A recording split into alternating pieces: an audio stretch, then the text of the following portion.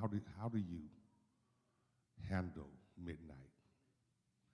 How do you handle the darkest times of your life? How do you handle the struggles, sometimes the pressures of life? How do you handle those days when everything that could go wrong does go wrong? I'm a firm believer that out of all our lives that we have handled midnight the wrong way. I'm a firm believer that if we say we trust God when the sun's shining, that you ought to know within yourself you can trust him when it's dark. I've reached a place in my life, and I pray that you're here too, that you don't stress or worry about nothing.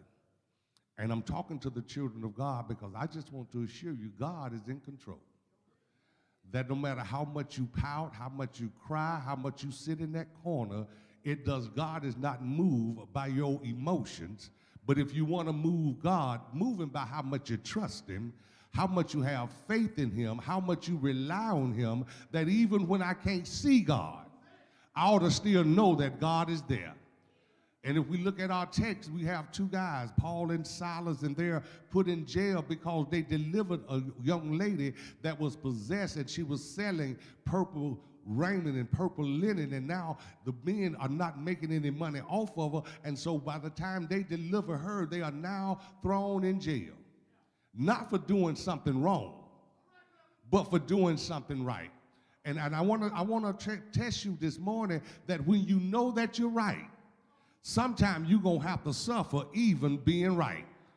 But you have to go into the thing with the thing that I don't have no motive. I had no agenda. God placed it in my heart, and I did what is right because I serve a righteous God.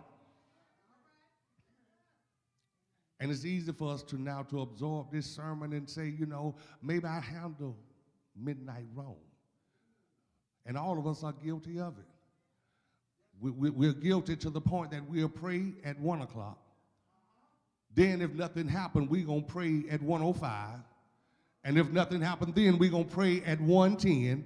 And because what I'm trying to get us to understand and to grow up here, that all you have to do is pray to God one time, because God is an all-hearing God. In other words, God hears you the first time. And if you're going to pray in faith, you don't have to ask no more. Let your faith then get to work and say, God, you know what I'm going to do? I'm going to be just like Paul and Silas at my midnight. Look what they did. They prayed and they sang.